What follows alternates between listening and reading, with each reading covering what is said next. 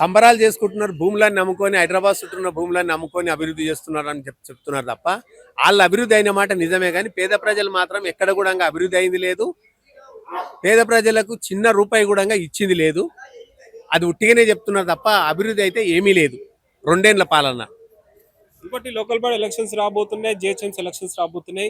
మేము పథకాలు ప్రజల దాకా అందించాం, అన్ని పథకాలు అమలు చేస్తున్నాము, మమ్మల్నే గెలిపిస్తారని ఒక ధీమాతో ఉన్నారు కాంగ్రెస్ వాళ్ళు. దీనిపైన 6 గ్యారంటీలు అని చెప్పారు, ఒక్క గ్యారంటీ కూడా పూర్తి చేయలేని వాళ్ళు ఇప్పుడు 6 గ్యారంటీలు చెప్పుకొని మేము అభివృద్ధి చేసినామని చెప్పి ఈరోజు సంబరాలు చేస్తున్నారు తప్ప ఆ సంబరాలు చేసేది ఏంటంటే ఆ భూములు అమ్ముకొని హైదరాబాద్ చుట్టూ ఉన్నట్టు భూములు అమ్ముకొనే ఆ యొక్క సంబరాలు చేస్తున్నారు తప్ప ఎక్కడికి వెళ్ళి కూడా ఒక రూపాయి తెచ్చింది లేదు, ఒక పరిశ్రమలు పెట్టింది లేదు, పేద ప్రజలకు ఎక్కడ కూడా న్యాయం చేసింది లేదు.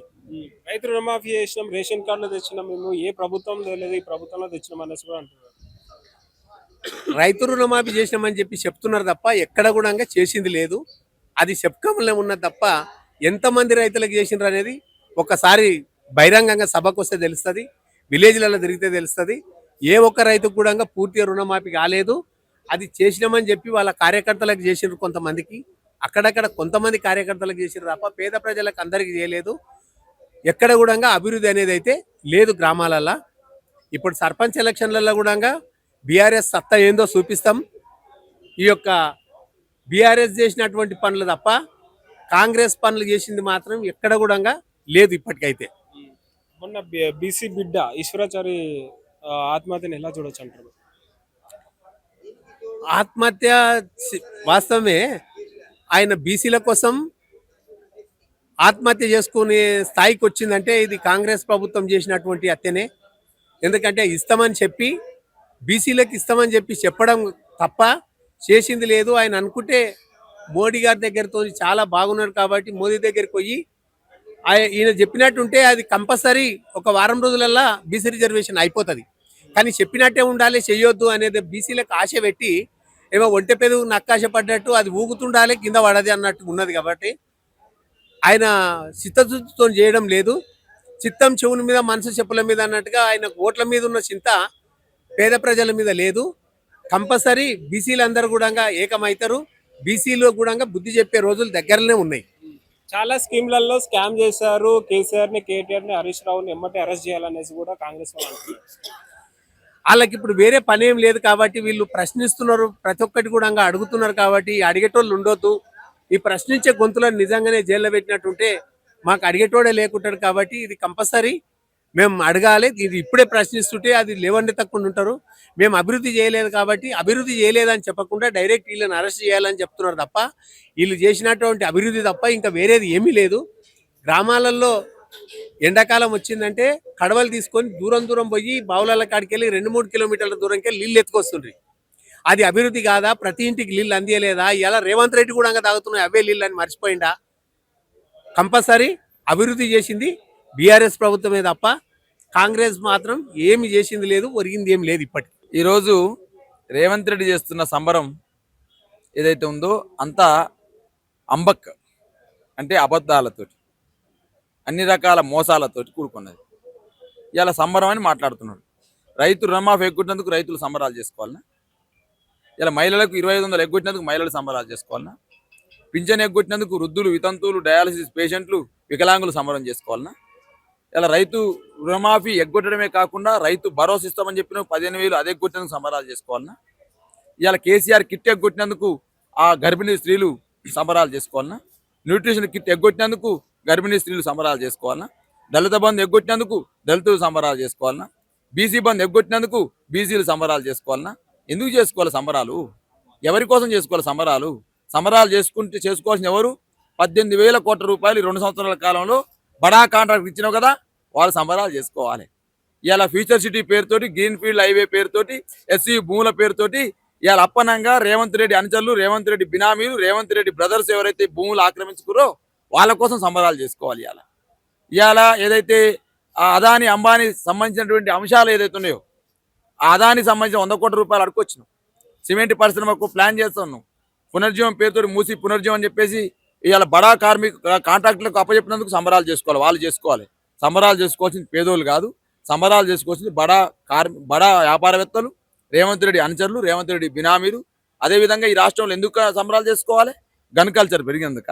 సిమెంట్ వ్యాపారి దగ్గర పైసలు వసూలు చేసుకోవాలని చెప్పేసి నీ ఇంటి పక్కన ఉన్నటువంటి నీ ప్రధాన అనుచరుడు రోహిన్ రెడ్డి గన్ కల్చర్ పెంచినందుకు సంబరాలు చేసుకోవాలన్నా? ఇవాళ ఓలా అనలేదు కదా, మంత్రి కుమార్తె డైరెక్ట్ ఆరోపణ చేసింది కదా. ఇవాళ నేరాలు జరుగుతూ ఉన్నాయి, హైదరాబాద్లో హత్యలు జరుగుతూ ఉన్నాయి, సైబర్ నేరాలు జరుగుతున్నాయి, లైంగిక నేరాలు జరుగుతూ ఉన్నాయి. ఎందుకు సంబరాలు చేసుకోవాలి? కాబట్టి సంబరాలు కాదు ఇవి. ఖచ్చితంగా రేవంత్ రెడ్డి గారు ప్రజల మీద, ప్రజలను ఇబ్బంది పెడుతున్నటువంటి సంబరాలు ఇవి. కాబట్టి 100% రేవంత్ రెడ్డి గారు ఈ 2 ఏళ్ల పాలనలు, అన్నం ఉడికిందంటే ఒక మెతుకు రెండు చూస్తాం. 2 ఏళ్ల పాలన అర్థమైపోయింది రేవంత్ రెడ్డి గారు చేత కాదని. చేత గాని తెలివి తక్కువ దద్దమ్మ ముఖ్యమంత్రి రేవంత్ రెడ్డి. ఇంకోటి ఈశ్వరాచారి బీసీ బిడ్డ ఆత్మహత్యను ఎలా చూడొచ్చు అంటారు? అదే కదా, 42% రిజర్వేషన్ ఇస్తామని ఎవరు అడిగిరు? బీసీలు అందరూ పోయి రేవంత్ రెడ్డిని అడిగిరా? రేవంత్ రెడ్డి గారిని మేనిఫెస్టోలో పెట్టమని బీసీలు అడిగిరా? పెట్టింది మీరు, ఇస్తామన్నది మీరు, డ్రామాలు ఆడింది మీరు. పార్లమెంట్లు అంటూ, అసెంబ్లీలు అంటూ, అడ్వకేట్, పెద్ద అడ్వకేట్ పెడుతున్నాం, అభిషేక్ మను సంఘం అడ్వకేట్ పెడుతున్నాం, ఆయనతో వాదిస్తున్నాం. ఇక వచ్చే అగవచ్చే ఢిల్లీ నుంచి రానే వచ్చే 3 మెడలు వంచే హైదరాబాద్కి వచ్చాయి. రిజర్వేషన్లు వచ్చినాయా? రాలే. మరి బీసీ రిజర్వేషన్లు 42% ఇస్తామని చెప్పింది మీరు, హామీని ఎగ్గొట్టింది మీరు. హామీని ఎగ్గొడితే కలత చెంది ఒక బీసీ యువకుడు ఆత్మహత్య చేసుకుంటే, ఆత్మహత్య పైన కూడా ఇవాళ అవహేళన చేసే మాటలు మాట్లాడుతూ ఉన్నారు. తెలంగాణ ఉద్యమంలో మీరు గిట్నే మాట్లాడారు.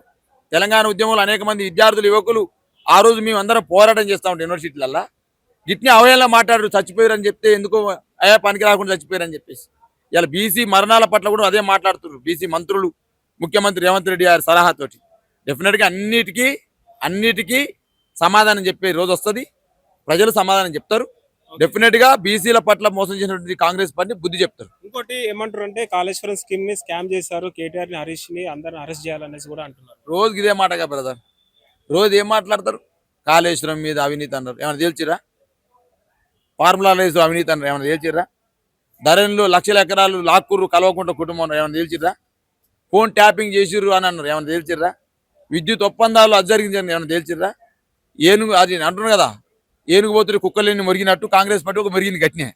ఏనుగానే కేసీఆర్ పోతా అంటే కుక్కలు మొరిగినట్టు మొరిగిరు అంతే. కానీ మొరిగిన కుక్క ఏమైనా గరిచిందంటే కరవదు కదా, మొరిగే కుక్క కరవదు కదా. రేవంత్ కూడా గట్టినే మాట్లాడండి, ఏమైనా తేల్చిండా? కొండను దోయిర్రు కానీ ఎలక తోకనన్నా బట్టిరా, 2 ఏళ్ళు అవుతుంది. కాబట్టి ఇవాళ ఆరోపణలు కాదు, వాస్తవాలకు మాట్లాడదాం. మేము కాళేశ్వరం కట్టి నీళ్ళు ఇచ్చి, రైతు బంధించి రైతును కాపాడినాం. ఇవాళ ఏదైతే F1 ఫార్ములా 1 రేసు నిర్వహించి హైదరాబాద్ బ్రాండ్ ఇమేజ్ని పెంచినాం. మీ లెక్క ఇవాళ గ్లోబల్ సమ్మిట్ అది గ్లోబల్ సమ్మిట్ కాదు, గ్లోబల్ సమ్మిట్. అది అబద్ధాలను ప్రచారం చేసే సమ్మిట్. అది ఎన్ని లక్షల కోట్లు వస్తాయని చెప్పేసి మాట్లాడుతూ ఉన్నాం. మరి దావోస్ నుంచి 2 లక్షల కోట్లు తెచ్చిన అదేం వైపా? సియోలు పోయినావు, దక్షిణ కొరియా ఆ కోట్లు ఎడిపోయినాయి. అదేవిధంగా జపాన్ పోయినావు, చైనా పోయినావు, ఎక్కడెక్కడ తిరిగి వచ్చినావు కదా. ఆ కోట్లన్నీ వచ్చినాయా? ఉద్యోగాలు వచ్చినా, పరిశ్రమలు వచ్చినా?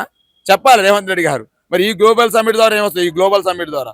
కాబట్టి నా వాళ్ళతో పోటీ పడతాం అనుకుంటున్నావు, ట్రంప్తో పోటీ పడుతుండు కాబట్టి ట్రంప్ పేరు పెడుతున్నాడు. వీడు వచ్చి ఫ్యూచర్ సిటీలో భూమి సేకరించి నువ్వా? కేసీఆర్ సేకరించిన భూములు అవి ఫార్మాసిటీ కోసం. దాని ఫ్యూచర్ సిటీ అని పేరు మార్చినావు. పేరు మార్చేసి ట్రంప్ అవెన్యూ మార్గాన్ని పెడుతుండు. అంటే ట్రంప్ ఏమో అక్కడ సుంకాలు విధిస్తుండు, ఇక్కడ ప్రజలు ఈయన మీద భారాలు వేస్తున్నాయినా, ఏది ఆర్టీసీ ఛార్జీల పేరుతోటి.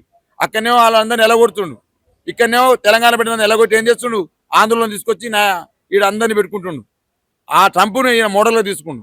అందుకని ట్రంప్ ఏం కావాలి, నాకు శాంతి అవార్డు ఇవ్వాలంటుండు, యుద్ధాలను ఆపినని. అందుకని భవిష్యత్తులో కూడా నాకు తెలిసి గ్లోబల్ అవార్డు పొందుతున్నాం రేవంత్ రెడ్డి. గ్లోబల్ సమ్మిట్ పెట్టి గ్లోబల్ అవార్డు, అంటే అబద్ధాలు ప్రచారం చేసినందుకు అవార్డు, గ్లోబల్ అవార్డు పొందుతున్నాం నాకు రేవంత్ రెడ్డి. అందుకని ట్రంప్ వర్సెస్ రేవంత్ రెడ్డి మధ్యన పోటీ ప్రధానంగా ఉందట. అందుకని ట్రంప్ అవెన్యూ మార్గాన్ని పెడుతుంది. మరి ట్రంప్ను కూడా పిలిచిందని, మరి వచ్చిండో రాలేదు తెలియదు ట్రంప్. మరి ముఖ్యమంత్రిని పిలిచిన, ముఖ్యమంత్రులు వాళ్ళు రాలే. ఇక ప్రధానమంత్రులు పిలుస్తున్న, ప్రధానమంత్రి కూడా వచ్చే పరిస్థితి లేదు, ముఖ్యమంత్రి వచ్చే పరిస్థితి లేదు, ప్రధానమంత్రి వచ్చే పరిస్థితి లేదు, అంతర్జాతీయ ప్రజలు వచ్చే పరిస్థితి లేదు. ఏమైనా ట్రంప్ పేరు పెట్టి ఒక మాట పెట్టి షో చేస్తూ ఉన్నాడు. అవతార సినిమాలు కనుక ఏవియేషన్ సినిమా ఉంటుంది కదా, అంత యానిమేషన్. అవతార సినిమాలు యానిమేషన్ ఉంటుంది కదా, యానిమేషన్ సినిమా చూపిస్తుంది. Local body elections and GHMC elections రాబోతున్నాయి కదా, అట్లీస్ట్ ఇప్పుడన్నా బయటకు వస్తారా కేసీఆర్ గారు అని కామెంట్ చేస్తారు. వచ్చేటప్పుడు వస్తాడు కేసీఆర్, వచ్చేటప్పుడు వస్తాడు కేసీఆర్, దూకేటప్పుడు దూకుతాడు కేసీఆర్, వాళ్ళు కరిచేటప్పుడు కరుస్తాడు. కాంగ్రెస్ 2 ఏళ్ల సంబరాలు నిజంగా సంబరాలు చేసేంత చేశారా ప్రజలకి? ఈరోజు రేవంత్ రెడ్డి గారు ఆయన ఎన్నికల్లో మేనిఫెస్టోలో పెట్టినటువంటి 420 హామీల్లో ఒక ఫ్రీ బస్సు తప్ప సన్న బియ్యం తప్ప ఎక్కడ కూడా పూర్తి స్థాయిలో అమలు అయితలేవు. హామీలు అన్నీ కూడా అమలు అయితలేవు. వాళ్ళు ఇచ్చినటువంటి 6 గ్యారెంటీలు ఉన్నాయి. దాంట్లో 13 అంశాలు ఉన్నాయి. ఎక్కడ కూడా మహిళల్ని ఈరోజు మొత్తం కూడా ఆదాని అంబానీతో పోలుస్తుంది మహిళల్ని. మహిళలు ఈరోజు నువ్వు 2500 ఇస్తామన్నావు ప్రతి నెల. 24 నెలల కాలం అవుతుంది. ఇచ్చినావా నువ్వు 2500? ఇవ్వకుండానే ఢిల్లీలో పోయి ప్రచారం చేసుకున్నావు 2500 ఇచ్చినా అని. అట్లనే మహిళలకు ఇచ్చేటటువంటి పథకాలు ఇవ్వలేవు నువ్వు ఏవి కూడా. ఒక్క ఉచిత బస్సు ప్రయాణం తప్ప, రేషన్ బియ్యం తప్ప ఏ పథకం అమలైతలే తెలంగాణలో. ఈయన చేసింది రైతులకు ఏం చేసిండు గొప్పగా, రైతులను మొత్తం కూడా రుణభార విముక్తిని చేసిన అంటున్నాడు. గతంలో కేసీఆర్ గారు ఎవరు చేయనటువంటి సావాసం చేసి రైతు బంధు అనే పథకాన్ని తీసుకొని వచ్చిండు. దేశంలో ఎవరు చేయలే. కేసీఆర్ గారు పెట్టిన తర్వాత ప్రతి రైతుకి పెట్టుబడి సాయం ఇవ్వాలని కేసీఆర్ గారు నిర్ణయం తీసుకుంటే దేశం అంతా కూడా కేసీఆర్ గారి విధానాన్ని అనుసరించింది. దేశం అంతా ఈరోజు పిఎం కిసాన్ అని మోడీ గారు కూడా ఈ పథకం కాపీ చేసే పరిస్థితి తెలంగాణలో ఉండే. ఈరోజు ఇంటింటికి మిషన్ భగీరథ ద్వారా నీళ్ళు అందిస్తే హర్ ఘర్ జల్ అని చెప్పేసి కేంద్ర ప్రభుత్వం కాపీ కొట్టింది. అదేవిధంగా మిషన్ కాకతీయ ద్వారా చెరువులను పునరుద్ధరించి గ్రౌండ్ వాటర్ లెవెల్ పెంచాలి, వాటర్ రిస్టోరేషన్ చేయాలని చెప్పి ఇక్కడ పథకాలు చేస్తే కేంద్ర ప్రభుత్వం కాపీ కొట్టినటువంటి పరిస్థితి ఉంది. ఇట్లా కేసీఆర్ గారు తెచ్చినటువంటి పథకాలు దేశానికి ఆదర్శవంతంగా అయినాయి. ఈరోజు కేసీఆర్ గారు పిల్లలు చదువుకోనికి రెసిడెన్షియల్ స్కూల్ గతంలో 270 చిల్లరేమో ఉంటే దాన్ని 1023కు పెంచడం జరిగింది కేసీఆర్ గారు. ఇట్లా విద్య కావచ్చు, ఉద్యోగాలు కావచ్చు. ఉద్యోగాల విషయంలో ఈరోజు చాలా చెప్తున్నాడు. ఉద్యోగులకు నేను చాలా ఉద్యోగాలు ఇచ్చేసిన అని చెప్తున్నాడు. ఈరోజు నువ్వు ఇచ్చిన నోటిఫికేషన్లు ఎన్ని? ఉద్యోగం అంటే నీ ప్రభుత్వం ఇచ్చిన నోటిఫికేషన్ నుండి లెక్క. నువ్వు నోటిఫికేషన్లు ఇవ్వలేవు. నీ జాబ్ క్యాలెండర్ ఏడుందో ఇప్పటివరకు తెలియదు. నీ నోటిఫికేషన్లు ఇచ్చిందల్లా రెండు నోటిఫికేషన్లు. గతంలో గ్రూప్ 1 503 పోస్టులకు బీఆర్ఎస్ ప్రభుత్వం ఇస్తే దాంట్లో 60 పోస్టులు మాత్రమే కలిపి నువ్వు మళ్ళా రీనోటిఫై చేసినావు. అదేవిధంగా డిఎస్సికి సంబంధించి 5000 చిల్లర పోస్టులకు బీఆర్ఎస్ ప్రభుత్వం ఇస్తే దాంట్లో ఒక 6000 పోస్టులను కలిపి రీనోటిఫై చేసినావు. 2 మాత్రమే రీనోటిఫై చేసినావు. ఇప్పటి వరకు ఒక నోటిఫికేషన్ వేయలే. నీ జాబ్ క్యాలెండర్ ఏడుంది? నువ్వు యూత్ డిక్లరేషన్ అని చెప్పేసి నిన్నెవడు నమ్మడని చెప్పి మన ప్రియాంక గాంధీ గారిని, రాహుల్ గాంధీ గారిని తీసుకొచ్చి అధికారంలోకి వచ్చిన మొదటి సంవత్సరమే 2 లక్షల ఉద్యోగాలు ఇస్తున్నాడు. ఏడిచ్చినావని అడుగుతున్నా. 2 సంవత్సరాలు అయింది, నువ్వు ఇచ్చిన ఉద్యోగాలు ఏవని అడుగుతున్నాం. అందుకే అశోక్ నగర్లో పోయి మాట్లాడమంటున్నాం. ఈరోజు రేవంత్ రెడ్డి గారు నిజంగానే ఉద్యోగాలు ఇచ్చిన ట్వీట్లు పెట్టుడు కాదు, వచ్చి అశోక్ నగర్లో మాట్లాడు, ఉస్మానియా యూనివర్సిటీ లైబ్రరీలో మాట్లాడు, నిరుద్యోగులకు చెప్పు నేను ఉద్యోగాలు ఇచ్చినాను. నీకు ఆ ధైర్యం ఉంటే చెప్పు, సెక్యూరిటీ లేకుండా పోయి చెప్పు. నిజంగానే ఉద్యోగాలు ఇచ్చింటే ప్రజలందరూ నేను యాక్సెప్ట్ చేస్తారుగా. నువ్వు చెప్పినట్టు నిజంగా లెక్కలు కరెక్ట్ ఉంటే. ఈరోజు రైతులకు పెట్టుబడి సాయం ఇప్పుడు ఇవ్వాలి. రెండోది రబ్బీకి సంబంధించిన పెట్టుబడి సాయం ఇవ్వాలి. ఈరోజు పంటలు వేసిర్రు, అంత అప్పులు పాలవుతున్నారు రైతులు. ఈరోజు నువ్వు ఇచ్చినటువంటి బోనస్ ఏదైతే సన్నవుడ్లకు ఇస్తామన్నా అది బోగస్ అయిపోయింది. 1100 చిల్లర కోట్లు గత సీజన్కి సంబంధించిన ఇప్పటివరకు వేయలేను. 2 విడతలు 3 విడతలు రైతు బంధు ఎగ్గొట్టినావు. ఈరోజు అన్ని సందర్భాలు రైతులకు ఒక ఎరువు బస్తా ఇయ్యలేనటువంటి పరిస్థితి ఈరోజు తెలంగాణలో నీ పాలనలో ఉంది చాలా బ్రహ్మాండంగా. కాబట్టి ప్రజలందరూ కూడా నేను తిరస్కరిస్తారు. కాబట్టి నీ పార్టీ గుర్తు లేకుండా సర్పంచ్ ఎన్నికలకు పోతున్నావు. నువ్వు నిజంగానే నీ పార్టీ అంత గొప్పగా చేస్తుంటే, నీ ప్రభుత్వం అంత గొప్పగా చేస్తుంటే పార్టీ సింబల్ ఎన్నికలు పెట్టు. నువ్వు 10 మంది ఎమ్మెల్యేలు మా పార్టీ నుంచి చేర్చుకున్నావు కదా, వాళ్ళతో రాజీనామా చెప్పి బై ఎలక్షన్లు రాని. నిజంగానే నువ్వు అంత బ్రహ్మాండంగా నిన్ను ప్రజలందరూ ఆదరిస్తుంటే బై ఎలక్షన్ పెట్టి గెలిపించుకో. 10 మందిని ఎంపీటీసీ జెడ్పీటీసీలను గెలిపించుకోను. అది చాతనగాక సర్పంచ్ ఎన్నికల్లో సింబల్ ఉండదని చెప్పి దానికి చీరలు కట్టుకొని ఓట్లు వేయమని చెప్పి ఈయన పెద్ద పోటుగాడు. ఈ ఒక్కసారి చీరలు ఇచ్చి మొత్తం ఇచ్చిన అంటుండు. 2 సంవత్సరాలు అయిపోయినాక ఈరోజు ఇచ్చిన చీరలు. గతంలో కేసీఆర్ గారు ప్రతి పండుగకు బతుకమ్మ వస్తే చీరలు, రంజాన్ వస్తే తోఫా, క్రిస్మస్ వస్తే గిఫ్ట్స్, ఇట్లా అందరినీ ఆదుకున్నది. అందరినీ సర్వ మతాలని సమానంగా చూసింది కేసీఆర్ గారి పాలన.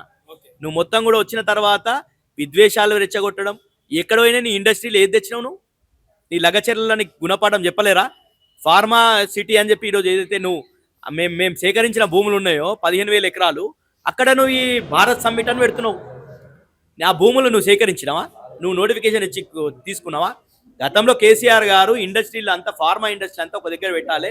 చైనాతోని మనం ఈరోజు బల్క్ డ్రగ్ ఎక్స్పోర్ట్లో మనం టాప్ పొజిషన్లో ఉన్నాము.